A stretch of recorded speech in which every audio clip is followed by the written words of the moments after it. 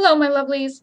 I'm Ginny O, the author with no last name, and this is Ginny O Talks, the part of the channel where I discuss important aspects of writing, or today's case, being a creative. Today, we're going to talk about copyright, trademarks, and you, the creative. Buckle up, this is a long one. Disclaimer: I am not a lawyer. If you want this topic from the point of view of a lawyer, please check out Legal Eagle. Always double check when it comes to your legal rights. I am speaking in the terms of the United States of America only. There are different copyright rules in other countries. There are 5 huge book corporations in the United States and about the same number of media corporations, and they have control over how copyright is applied. This is also important later. As a creative person, whether you're a writer, an artist, someone making games, or a musician, or yes, even a fashion designer, you need to understand, at least in the general layman's sense, copyright and trademarks, and how they apply to you. So what is copyright? Copyright is the legal protection of a creative person when they make something to be consumed, or original intellectual property. A way to say, I made this, I own it, I can make money off of it. Copyright technically applies at the moment of creation.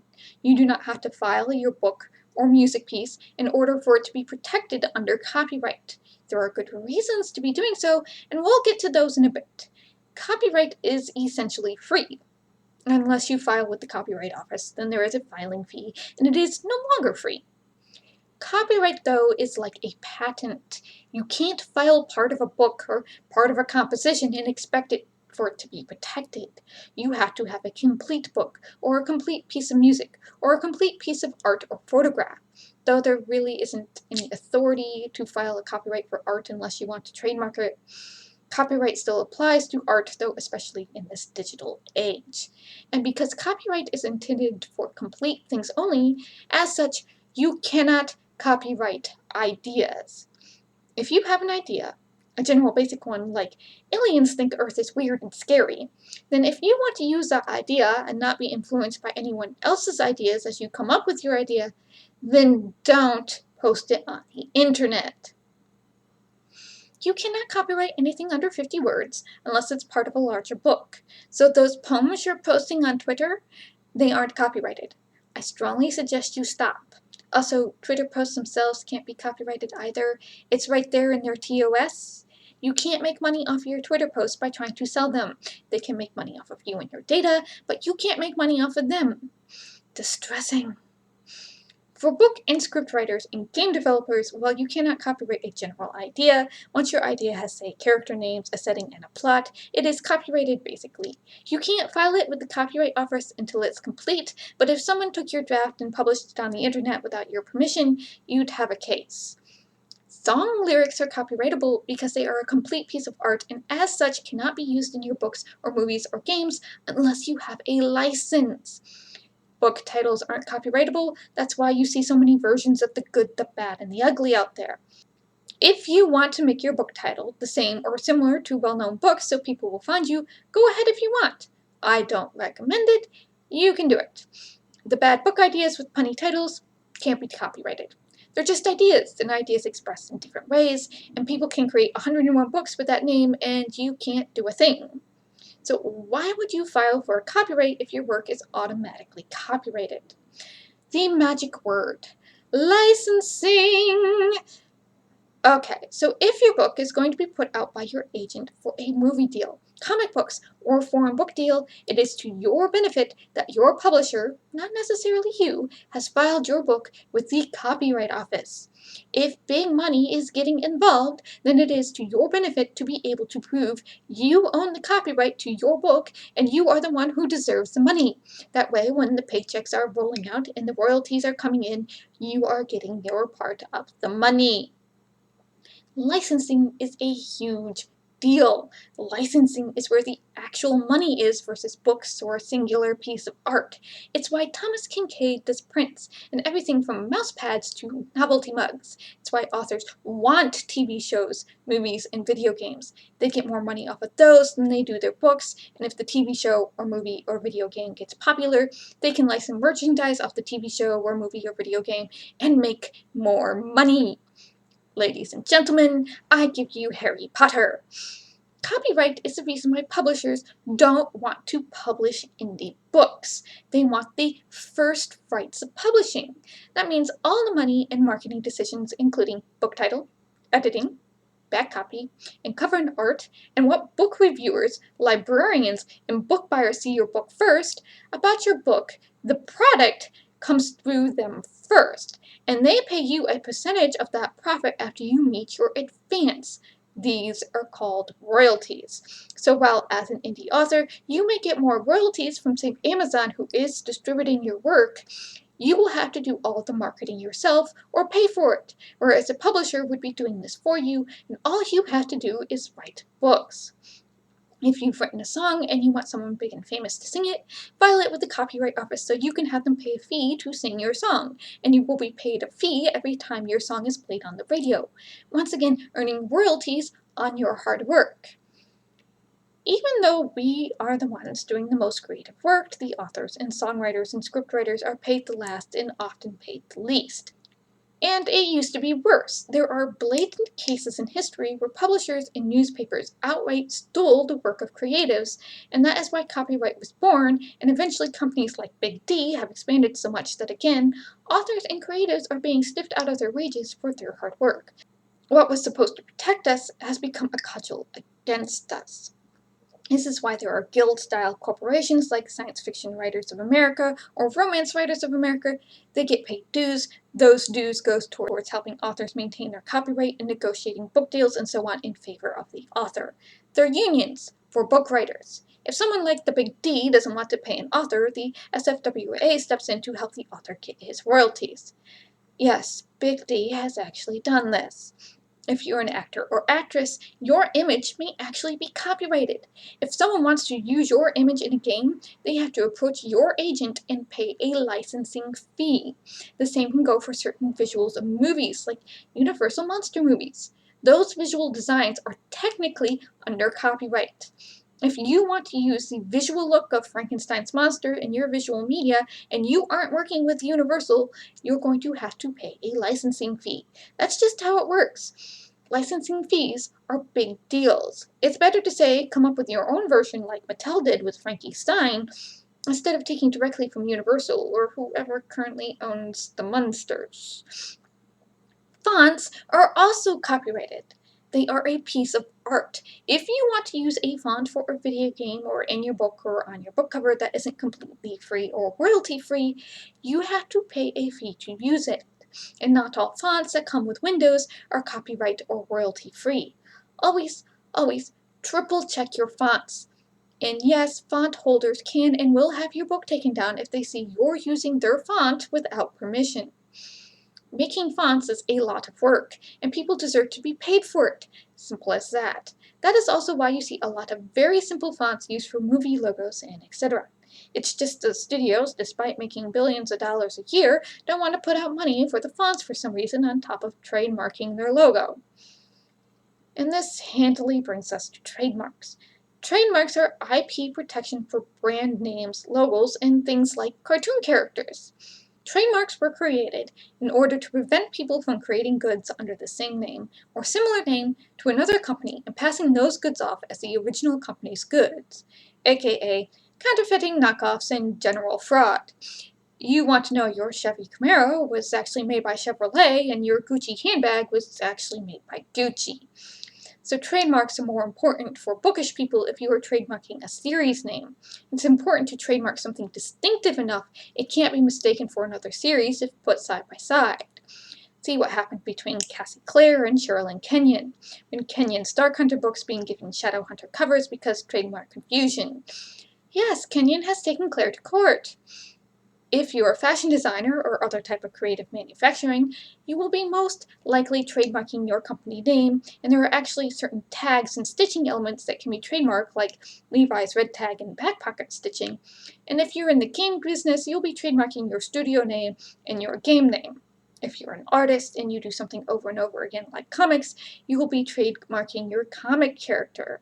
There are some rules. For instance, you can't use a single common word unless that single common word, like apple, has become synonymous with whatever product you're selling in your category. In this case, computers. Frigidaire became synonymous with refrigerators. I'm going to tell you right now, most series names that are single words are never going to be that huge in popular culture. It's better to have at least 2 words. Game titles can be 1 word, but again, you can't really trademark it unless you can prove you've had it first and everyone associates your game with that name, like Warcraft. And note, even they went with World of Warcraft by the time it came to trademark their name for merchandise goods like action figures. You can have a trademark before you have a registered trademark. There is a difference. A trademark doesn't have to be registered to be enforceable. However, once again, if you're going into big money, it is better to register your logo with the Federal Trade Commission for a few $100s in whatever categories you're going to be making products in. Books, novels, movies, games, video games, fashion. Bridal is a different category of fashion. However, if your logo is considered communal property, like the Inktober hashtag and logo, and you try to register a trademark for it with the FTC because, I don't know, reasons, be prepared for community backlash over such registration and people fleeing the official Inktober hashtag and them no longer using the community logo. And the FTC might not even allow it because it was considered public property and thus in public domain. Way to ruin the fun for everyone, though. Usually there is a time limit for these things to register. It could change, so I'm not comfy with saying a time limit. Check the Copyright Office and FTC's websites. To make your registered trademark as distinct and as enforceable as possible for licensing purposes, it is better to be as specific as possible. Use more than 1 word, choose your categories. For instance, for marketing purposes, your words are most likely going to have a specific font, and if you're really specific, you might go for copywriting a Pantone hex color with your logo, like T-Mobile did. In the cell phone industry, they have exclusive rights to that particular obnoxious color of fuchsia. I could trademark Heaven's Heathens MC with my fancy font, but not Heavens or Heathens. I could also trademark Thwarting Expectations, but I couldn't trademark Dawn because Dawn is not only a soap, it's 1 word and extremely generic at that. There is an entire bot on Twitter that follows the FTC because authors have, in the past, tried to trademark singular common words, didn't get challenged, and then sent a bunch of DMCA and C&D to other authors and Amazon and had the works of other authors taken down until the Romance Writers of America had to step in and basically get the trademark knocked down. Yes, people can be that petty. Don't be that person. When you register a trademark, and if this trademark happens to be your name, if you want to use your name for business, buy it yourself. And don't let another company buy it instead of you. Because in your category, such as fashion, you can only register your name once. You can't have your name registered 2 or 3 different times because this will promote brand confusion. The entire reason the Federal Trade Commission and trademarks were established to prevent. If your trademark is your name and you have social media in your name, your social media automatically becomes part of the business and is considered a business asset. So along with your name and any logo and merchandise made under your name, if you sell the business and your name, your social media is not your personal diary and goes with the business. And in the future, if you want to do business in that same category, you cannot do it under your name and will have to come up with a new company name. Moral of the story is always read your contracts, because if the company bought the trademark for you and thus they own it, the judge is not going to be on your side. As I said, trademarks can include movie logos and cartoon characters, and any art specifically created to sell merchandise, such as the Harry Potter house logos. Those are trademarked. If you want to make fan merchandise, you can't use trademark images and logos, or most images under copyright. If you do, the owners of the trademark and copyright will have every right to come in and give you a C&D or DMCA your stuff, which can get you thrown off of sites like Etsy. Plus, you're trying to make money off of someone else's hard work, and that is stealing. Come on now, I know we don't like huge corporations. These are simply the rules we have to deal with because the rules apply to the little creators as well as the big creators. It's just the big creators can hit you harder. If you want the rules to apply to small indie creators, then you have to respect the trademarks and copyright of big creators too. There is a reason why authors and big corporations with trademarks on things like Snoopy send out C&Ds and DMCAs about their works. They don't do this to spite you. They don't hate you. They aren't trying to be mean. They are doing it because unless they do so and protect their trademark or copyright, they will lose their copyright and their ability to license out that image or book for profit. In order to keep the trademark, they have to defend the trademark in order to keep the integrity of their brand. That's it. That's as simple as it gets. So unless you've paid a licensing fee to the owner of the image or book, you can't make money off of it. Just don't do it. It doesn't matter if you've got people demanding it from you. It doesn't matter if other people are doing it. Unless you have paid a licensing fee, it is not worth it. Because even though they may not bother most of the time, they can and will take you to civil court, slap you with a fine, and maybe make you pay reparations to the company. No one likes to do this. It's not fun for anyone. The courts have a different view of plagiarism and theft than laymen do. There is a literal legal definition of what is and isn't considered plagiarism and copyright violations and trademark infringement in the court than what most authors or creative people think. There is a reason why most aspects of clothing design can't be copyrighted. There's a reason why fanfiction and fan art can exist. By court definitions, plagiarism is 50 or more words taken directly from the source material without citation. So, if you take a book and find and replace the names with band name members of One Direction, that's plagiarism and you're going to be given a C&D or DMCA. If you scrape a book off of Amazon or have a PDF of a book you got as an ARC and you try to sell or even distribute that book without permission of the author, you are engaged in copyright infringement and you will get a C&D and a DMCA filed against you. Look, honestly, most of those free library sites aren't free. They don't even have the books. They're just after your credit card information. And often, when I've done DMCAs for my books that aren't selling on Amazon, so I don't know how they think that they'll be able to sell them, the price on Amazon is cheaper than what they're trying to sell them at. Just go to Amazon, check the price, and if you buy it off the Sun, your credit card info will be secure and you'll actually get a book. Or it's trademark or copyright infringement if you're selling something with a visual logo or character image that could be mistaken for official merchandise. You make a glass or a keychain with the Hogwarts logo on it to sell on Etsy, that's trademark and copyright infringement. You use those disposable Starbucks cups to decorate and sell again on Etsy, that's trademark infringement. It's not worth it. Or the second definition that applies to books and movies: if your book or movie is scene by scene the same as another movie with the corresponding plot points and beats, it's plagiarism and copyright infringement. For instance, Lucas basically took the Japanese movie The Golden Fortress and made it into his epic science fantasy A New Hope, down to how he changed the scenes with swipe screens. And if, though they didn't, the copyright holders of The Golden Fortress in Japan had sued George Lucas, they would have won. There is a difference between beat-by-beat plagiarism and the concept called scenes affair. Scenes affair are, according to Wikipedia, are scenes that are almost obligatory to a certain movie style or genre, whether it's the chase scene or the femme fatale hiring the noir detective. These are basic ideas or expressions that are mandatory to a genre and aren't protected by US copyright law, because then we'd have no other books in those genres. Once again, ideas are not copyrightable. However, a plot string of ideas is, and if the judge compares the books or movies side by side, it has to be obvious the plot points are exactly the same. It's kind of like obscenity versus civilization. They'll know it when they see it. It's why the Omegaverse lawsuit never got off the ground, because they couldn't prove plagiarism in scene by scene, because the parts of the story they were insisting were copyright violations were actually scenes affair for the Omegaverse genre. If copyright and trademark holders find someone violating or infringing on their copyright, they'll send cease and desist letters or file a DMCA on the website. And if the website or the fan creator doesn't take their work down, then the copyright and trademark holder has the right to sue them for damages in civil court. Because if they don't, they may lose their right to their own intellectual property. And to the law, it doesn't matter if you're making a profit off of it or not. Read the FBI warnings in front of the movies. It does not matter.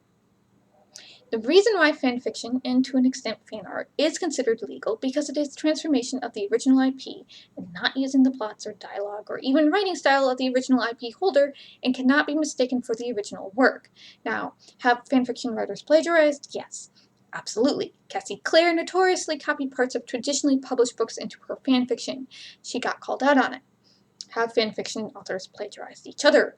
Yes, they have. They get found out and get called out on it. But things like coffee shop I use and tattoo/flower shop I use, those are general ideas and can't be copyrighted. There are so many examples of fanfic fads, I'd be here all day. As long as fanfiction authors do not try to sell their fanfiction or pass it off as official merchandise, they are allowed to write and post it however they please. The defense of copyright is why fanfiction commissions aren't allowed. The fanfiction author and the person who is commissioning them are crossing into that line into making a profit off of someone else's fully formed idea, intruding upon the original IP's holder's ability to make a living. And then the author has to come in and do a DMCA or C&D in order to defend their copyright and their ability to profit off their characters. No, it doesn't matter if the author or IP holder would never write that type of scene. There are prompt communities, king communities, and Yuletide. There are ways to get your fic without paying someone for it or writing it yourself. Your rights as a fandom creator and when you trespass/cross the rights of the original content, aka canon content owner, by trying to make a profit off of them. If you aren't comfortable essentially being free advertisement for content creators when you're doing fan works, by all means either write/draw original or do something else. If the author fails to defend their copyright, their work could fall into the public domain. The public domain is when a property is so widespread and known or so old that basically there is no one to pay a fee to anymore to make a profit off of it. They belong to the public. In 2021, works from 1925 and earlier fall into the public domain. So if you see things being made over and over like Arthur, or Robin Hood, or Sherlock Holmes, or Jane Austen, or fairy tales, those fall under public domain. The book Frankenstein and the book Dracula are in the public domain. The movie versions are not. BBC Sherlock, Elementary, House, Frozen, anything Disney, or the new adaptations now have copyright on them, and you, as a fandom creator, can't make money off of Elementary or BBC Sherlock fanfiction the way you could make money off your own adaptation of original Conan Doyle stories. Fan art is again considered transformation of the original work, and as long as it can't be passed off as official merchandise and there is an understanding built around commissions that if the fan artist isn't creating their fan art in bulk to sell as prints and instead is selling one-off pieces as a gateway to their original art, then the copyright holders aren't going to come after them. That's why fan art, such as Disney princesses and actual period gowns, is allowed by Disney even after it goes viral, but good luck getting a print of it. There is an equation here between original IP holders and fan content creators. The original IP holders were allowed the fan content creators their freedom to create whatever they wish, as long as the fan content creators don't A. try to pass their merchandise off as official merchandise, and B. try to make money off of it. And in general, original content creators will stay out of fandom spaces, but we'll get to that in a bit. Okay, I'm going to get specific here for a second. On AO3, and other nonprofit websites, don't take fanfiction commissions or put up the Patreon or Ko-fi of your favorite tip website link in your profile. It's against the TOS, like using song lyrics in a story is against the TOS. If you are found making a profit on fanfiction on a nonprofit website, you put the nonprofit website in danger of being taken down. Then no one gets to have fun. Just don't do it. You can put Ko-fi or Patreon on your personal website and put a link to your personal website on AO3. Don't put AO3 at risk for a measly $20 or whatever.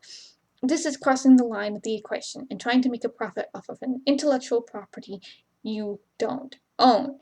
It's copyright infringement. So make your Patreon general. Come on. Also, for the love of God, Don't send your fanfiction to the estate of an intellectual property holder asking for permission to publish it. If that IP holder wants to make more fiction in their estate, they can reach out to publishers, and publishers will choose an author from their stable to work with the estate to make licensed fiction. Just post your fanfic on AO3 or Wattpad like everyone else. I say this because someone wrote a book about Narnia's Susan, and while they went public, they contacted the estate to put up pressure on the estate to publish the novel, and yeah, I'm sure that manuscript ended up in the trash. I don't care how much you love a certain game, or book property, or whatever. You cannot and must not publicly make a tabletop RPG of that game using their official art assets and lore, and you most certainly do not. I do not care if you aren't making a profit off of it, and the law doesn't either. You do not get it printed. If your fan tabletop RPG can be mistaken for official merchandise, dear God, make a PDF. Share it quietly among your friends for free. Do not print it out. Don't send it to the original IP holder either.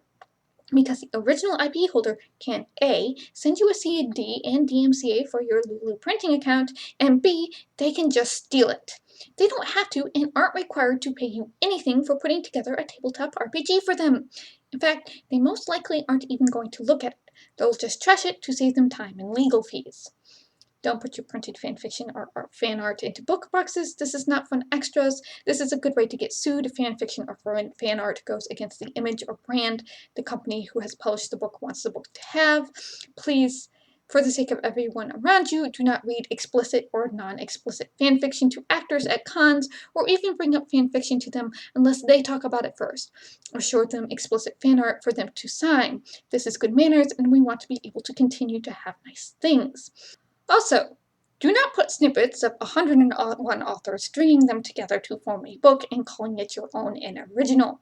Especially don't do this if the authors you are copying are Nora Roberts and Courtney Milan. If you do this, it is copyright infringement, and those 101 authors will have every right to sue you. Also, don't send those books to the RWA for consideration for the readers, and most importantly, don't get a poor ghostwriter involved in this. I have a lot of these examples, don't I? Because, as I said before, there are only 5 big publishers and like 5 big media companies out there that hold the lion's share of the IP copyrights and trademarks. 5, not 20, 5. It is a lot easier to get 5 CEOs to agree on something over 20 CEOs. If 5 CEOs agree they don't want fanfiction or fan art of any of their copyright and trademarked works, then all this fun stuff we fandom creators do goes away. Like that. 5. Yeah. Publishers and corporations have every right to ask people to take down fanfic and fan art, no matter if you're making money off of it or not. They can't stop you making it. They can force you not to share it. Some companies are stricter about this than others. Bring money into it, more companies and publishers are going to care, because publishers and entertainment companies are almost monopolies now. Money will make a difference. Money will bring attention to fandom from the petty authors who are currently focused on each other. Like that, the authors focused on the one woman who stole from them. And nothing turns petty people into a united front like what they feel is a common enemy. Hashtag copy paste Chris. Money brings out the worst in people. There is no safety net. This is our reality. So please maintain the equation. Don't try to make money off of fanworks. Don't throw close to 30 or to 40 years worth of fandom work and nonverbal author and fandom creator agreements into the trash for whatever you're trying to make off of fanfic. It's not worth it. This is why we have to maintain the equation. Original IP holders, me among them, will let us have our fun, because I do fan stuff too, as long as we don't try to claim their work as our own and try to make a profit off of it.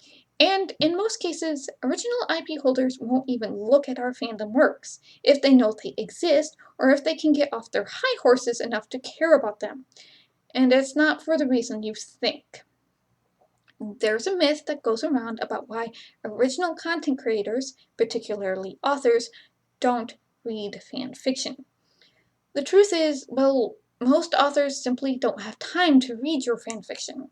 they don't care to read your fanfiction, they're either too busy writing the original books, or they're snobs. The myth is a woman in the 90s sued an author for plagiarizing her fan story. The author trashed a book she was working on because of it, and well, everyone got scared of being sued. So no author, for legal reasons, will read fanfiction, and any lawyer they ask will tell them the same thing. Oh, don't read fanfiction just in case you have a similar idea and they'll sue you. I've already talked about how the court views these things, and so this concept of a fan suing an author is rather ridiculous. First, you'd have to prove they read your story, which is much harder to do in this day and age, and secondly, you'd have to prove they used 50 or more words from your story without citation, or they stole your story plot for plot point. Ideas are not copyrightable. It's pretty strict. Not likely going to happen. The truth is, no fandom author has actually ever sued an original author in court. It doesn't mean it won't happen or can't happen. All it takes is one person, one very petty person, and one court, and one judge, and one precedent. What really happened involves Marion Zimmer Bradley, because of course it does. Bradley, before she was well known as in general bad person, was known for being a better editor and mentor to other writers than actually a good writer. She did, on top of her own writing, a lot of editing work for magazines like Locus, and for DAW original anthologies called Sword and Sorceress, and authorized fan-written anthologies of her own Darkover universe. Basically, fan authors would submit their works about Darkover to DAW. Bradley would edit and choose the best, the fan authors would get paid and have their stories published. Then Bradley, if she liked them, would foster their writing through the system, and eventually they might get publishing contracts for original writing of their own. Mercedes Lackey was one of these writers. It was an alternative path to publishing than cold submitting to 100 agents and hoping one bit. Being published in a magazine or in an anthology was something you could tell an agent as social proof your writing was decent, and you might make sales because people knew your name from these anthologies and zines. Bradley wasn't the only author doing this at the time. She was just the most well-known and the most outspoken about how she felt about her Darkover universe and the validity of other authors writing in it. Basically, writing fanfiction. So she's doing one of these fan Darkovers anthologies. Her next Darkover book is in drafts, and she'd announced who the character was going to be for the book. Supposedly had about 4 years worth of work into it, and she opens up a fan story and sees the general idea for her book. Well, shit. Apparently, this had happened before. She'd seen ideas she liked, she had a plan for these instances. Usually, it worked out. Bradley reaches out to the fan author and offers her the typical deal of $500 and a dedication in the book. This didn't suit the fan author, who tried to negotiate. She wanted more money and a byline. Now try to imagine this from Bradley's point of view. She's put in 4 years of work on a novel. This fan author has not co-wrote a single word and only has the same general idea and direction Bradley has in her story, and is demanding her name on the front of the book and more parts of the profit. Please remember that authors are given advances for books. Advances really depend on the proven track record of an author in the genre. If you get a $3,000 advance for a fantasy book in the 90s, that was a lot. So Bradley offering this woman $500 probably out of the advance of or her royalties from her backlog was honestly a decent amount of money, and probably about the same amount she would have gotten if her story had been published in the anthology. You shut up, you take the money, the dedication, and run.